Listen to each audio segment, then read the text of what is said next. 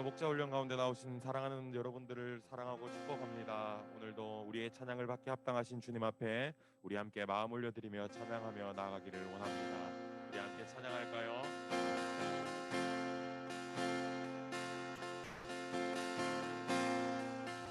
모든 상황 속에서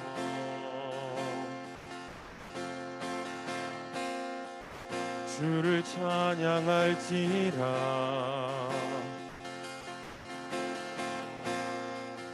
주는 너의 큰 상급,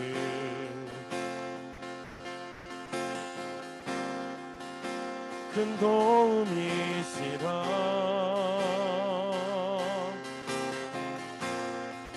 주의 얼굴 구할 때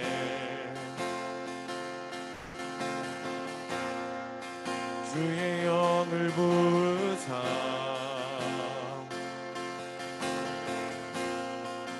크신 사랑 안에서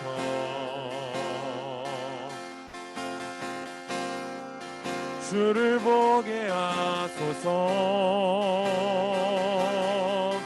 내 영혼이 확정되고 확정되어 싸우니 믿음의 눈들어 주를 바라봅니다. 내 영혼이 확정되고 확정되어 싸우니 믿음의 눈들어 주를 바라봅니다. 우리 다시 한번 고백합시다. 모든 상황 속에서 모든 상황 속에서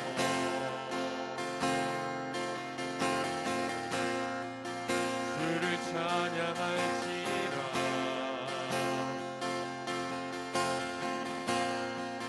주는 너의 큰 상급,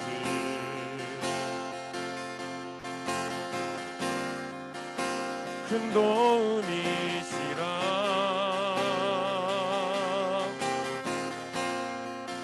주의 얼굴 구할 때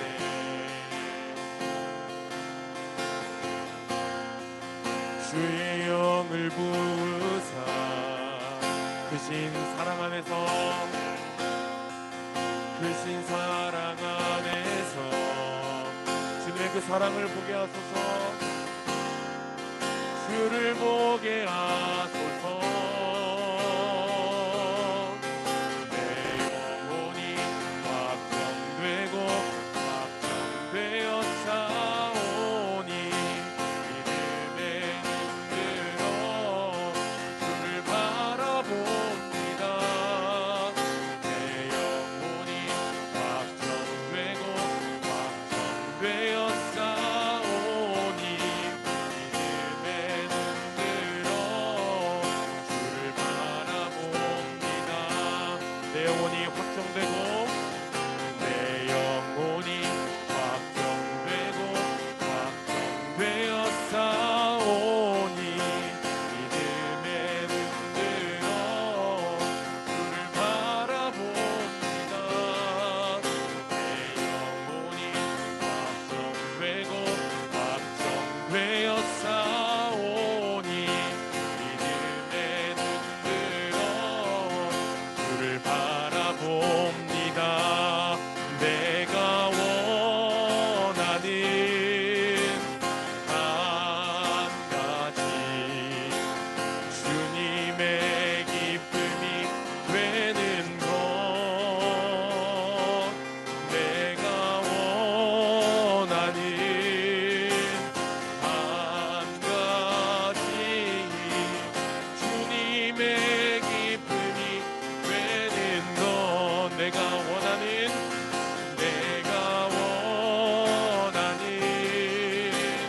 한 가지 주님의 기쁨이 되는 것. 내가 원하는 한 가지 주님의 기쁨이 되는. 우리 다시 한 번 더 믿음으로 고백할까요? 내가 원하는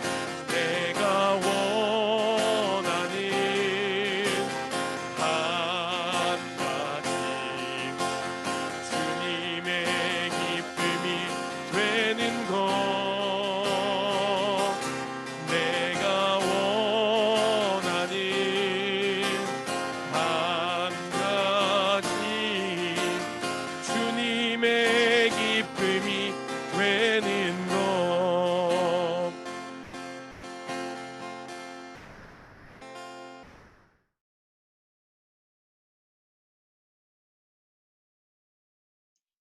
네, 반갑습니다. 지금부터 담임 목사님 마태복음 강해 10번째 마태복음 4장 18절부터 25절 말씀 예수님이 제자를 부르시다라는 제목의 말씀에 대한 요약을 해드리도록 하겠습니다. 여러분 보시면 지금 여기가 갈릴리 호수입니다. 갈릴리 호수. 예수님이 제자들을 부르시는 배경이 되는 그 갈릴리 호수예요. 갈릴리는 이제 그 가나안 지역의 저쪽 북쪽 지역에 있죠.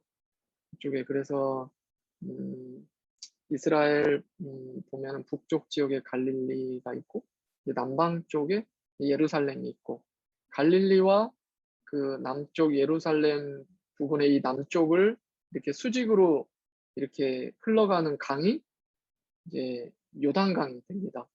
그래서 저기 갈릴리에서부터 이렇게 아래쪽 예루살렘은 아니고 예루살렘 근처 사해바다, 사해바다까지 이렇게 연결된 강이 요단강이죠.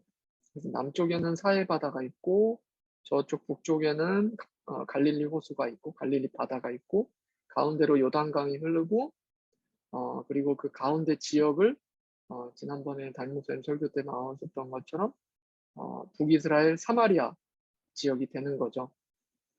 어찌 됐든 이 지역은 예수님이 제자를 부르신 갈릴리 호수입니다. 오늘 본문은 지난번에 이제 예수님이 첫 사역 공생애를 시작하면서 회개를 촉구하셨죠. "회개하라." 회개의 부르심을 받은 자들에게 이제는 "나를 따라오라."라는 부르심이 연결된다라고 볼 수 있습니다. 그렇다면 여기서 "따라오라."라는 말씀은 곧 "제자가 되라."라는 말씀이죠. 그렇다면 오늘 본문은 그래서 '제자란 누구인가?'라는 그 내용에 대해서 함께 나누도록 하겠습니다. 먼저 제자는 예수님을 따라가는 사람입니다. 이 당시에 1 세기 예수님 당시에 보통 스승이라는 랍비들은 유대인들의 스승, 율법 스승인 랍비들은 제자를 본인들이 직접 부르지 않았어요. 왜냐하면 많은 사람들이 랍비들에게 자기를 제자 삼아 달라고 자기의 스승이 되어 달라고 랍비들을 찾아왔기 때문에 랍비가 제자를 부르지 않고 제자들이 직접 스승을 찾아왔다라는 거죠. 그런데 예수님은 독특하게 직접 제자를 선택하시고 제자를 찾아서 제자를 부르십니다. 그렇다면 예수님을 따라간다라는 것은 무엇인가? 이 부르심에 이제 반응하는 자들이 제자였죠. 그럼 예수님을 따라간다라는 것은 무엇인가? 세 가지로 볼 수 있습니다. 첫 번째, 예수님의 주권적인 은혜를 기쁨으로 신뢰하는 것. 즉 예수님을 따라간다는 것은 신뢰를 기반으로 한다라는 거예요. 기쁨의 신뢰. 그렇죠. 신뢰가 없이 어떻게 따라갈 수 있겠습니까? 즉 믿음이라는 거죠. 두 번째, 예수님을 배우는 겁니다. 따라간다라는 건 예수님의 그 가르침 또는 예수님 그 자체 자신에 대해서 배우는 것을 말해요. 그래서 제자의 헬라어 뜻은 배우는 사람이라는 의미가 담겨 있습니다.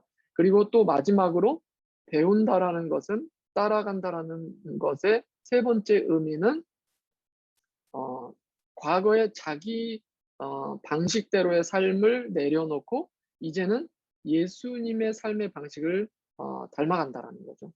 예수님의 삶의 방식으로 자신의 삶의 방식을 변화를 준다라는 것입니다. 그래서 첫 번째, 제자는 예수님을 따라가는 사람이다라고 말씀드렸습니다. 두 번째, 제자는 예수님께 전적으로 헌신하는 사람이다.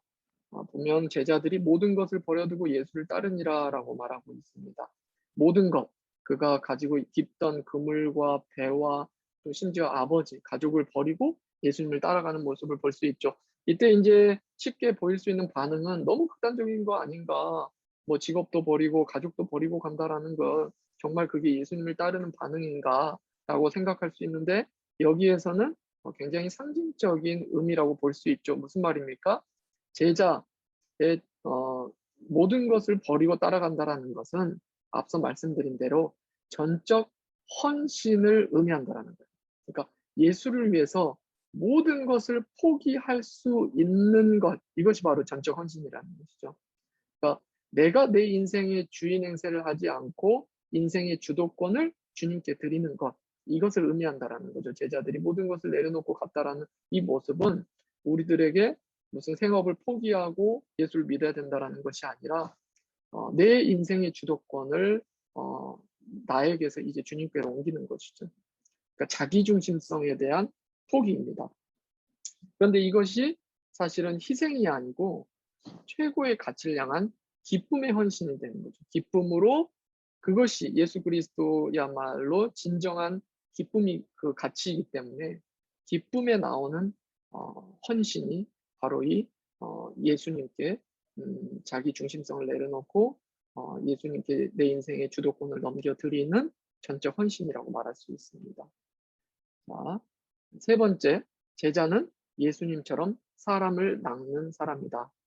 어, 내가 너희를 사람을 낚는 어부가 되게 할 것이다라는 거죠. 그러니까 제자들을 예수님께서 부르신 선택하고 부르신 목적이 무엇입니까? 사람을 낚는 어, 어부가 되게 하기 위함이다라고 말하고 있죠. 그런데 재밌는 표현이죠. 내가 너희를 사람을 낚는 어부가 너희는 사람을 낚는 어부가 되어야 한다.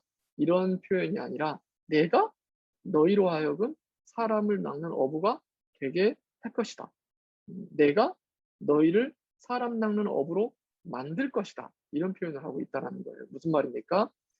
우리가 사람을 낚는 어부가 된다라는 것은 사실 하나님의 전적인 주권과 계획 아래에서 이루어진다라는 거예요. 우리에게는 사람을 낚는 어부가 되는 것, 즉 제자의 삶을 온전히 살아갈 힘과 능력이 없다라는 것이죠. 즉 예수님이 그 힘과 능력을 공급해 주시겠다라는 것을 의미한다라는 것이죠. 주님이 주시는 힘과 능력으로 비로소 우리는 제자, 사람을 낚는 어부의 삶을 살아갈 수 있게 된다라는 것입니다. 사람을 낚는 어부라고 한다라는 것은 즉 영혼을 구원하는 어부를 의미하는 거죠.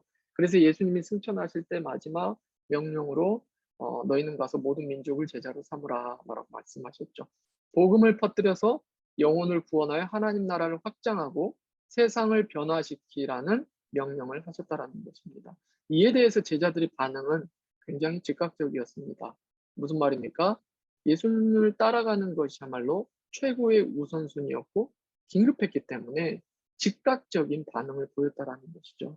여기서 우리에게 말해주는 메시지는 예수님을 향한 헌신은 사실 긴급한 순종으로 이어진다는 거예요. 우유부단한 이 고민이 아니라 긴급한 순종으로 이어진다는 거예요. 제자는 주님의 부르심 앞에 긴급한 순종을 보이게 된다라는 것입니다. 여기까지가 담임 목사님께서 설교하신 내용이었습니다.